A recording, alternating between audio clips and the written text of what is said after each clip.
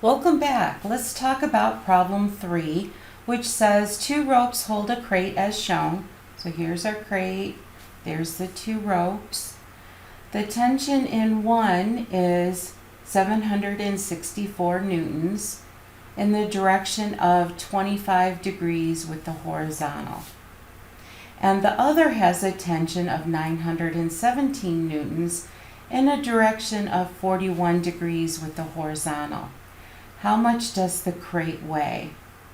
Well, the weight of the crate is the downward force.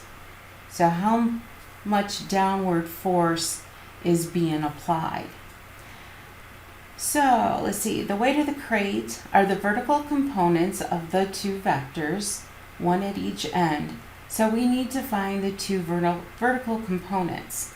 So what I did was I drew this triangle down here and this triangle down here, and I filled in the information. So this was 25 degrees, 764 newtons, and we want to know the downward force because that's how much gravity is acting on the object, and so that's the weight.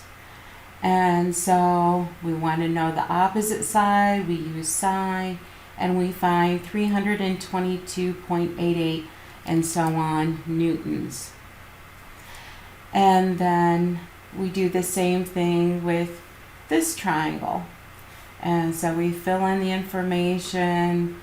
This is the opposite side, so we use sine, and we find that the downward force is 601.606 newtons. And so the total downward force is A plus B, which is the 322 number plus 601 number, and we get 924.486 and so on newtons. So it weighs 924.486 newtons. Okay, next problem. Number 4 says a plane is headed due west with an airspeed of 213 kilometers per hour. So there's my north, south, east, west lines, and we're headed due west at 213 kilometers per hour. Okay, the plane is driven from its course by a wind from the due north. So it's from the north blowing due south at 22.5 kilometers per hour. Find the ground speed of the plane and the actual direction of travel. So it's headed this way, it's trying to fly this way, but the wind is pushing it down. And so we have this downward force. And so the plane is actually going in this direction. So it's going in this direction. The plane is trying to fly 213 miles due west, and the wind is blowing it at 22.5 kilometers per hour. Okay, so the first thing it wants us to find is the ground speed. So we have this right triangle. The ground speed would be the length of this vector, because that's how fast it's flying. And so we use the Pythagorean theorem and find that the ground speed is 214.185 and so on kilometers per hour. Okay, now to find the direction. Well, the direction would be south so many degrees towards the west, and so we want to know this angle. And so if we know the opposite side and the adjacent side, we can use tangent to find the angle. And so the angle is 83.969 and blah blah blah degrees. And so our direction would be south 83.96 and so on degrees towards the west. Okay, let's take a look at problem 5 real quick. Okay, Problem 5 is similar to what we did in a previous section. So it says find the resultant of the following vectors. So we have these vectors, they're given with our magnitude and our angle. And so what we did was we converted these vectors in polar coordinates to the vectors in our xy coordinates. So that's what we're going to do in this section as well. Okay, so it wants us to find the resultant vector, and the vector needs to have an angle between 0 and 360 degrees. So these vectors are given as a magnitude and angle, in other words, polar coordinates.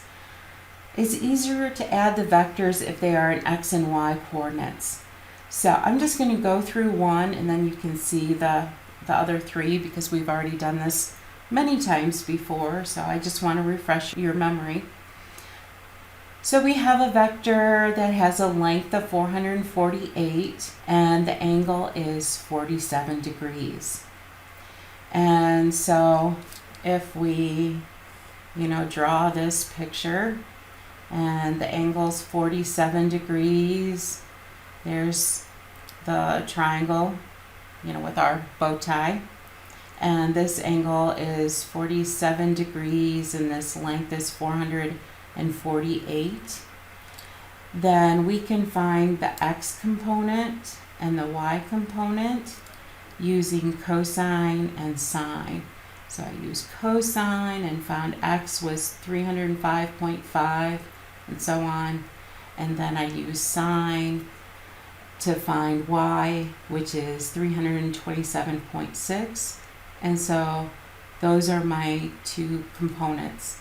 So the x was positive because we're going to the right, and y is positive because we're going up.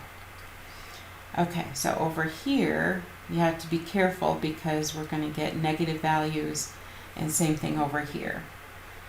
Because we're going down here, but to the right, down to the left, so those both get negative signs. Okay, so then what did I do? Well, I added these vectors up because it wanted to know the resultant vector. So there's the resultant vector. Oh, but it wants an angle between 0 and 360 degrees. So we can't leave it in XY form. We need to change it back into polar coordinates. So to find, let's see here. So we go over 271.8, blah, blah, blah.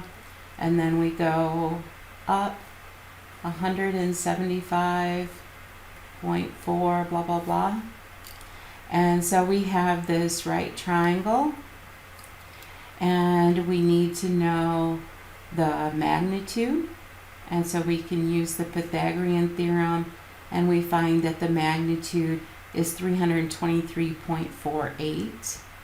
And then it also wants us to find the angle. And so we know the opposite side and the adjacent side.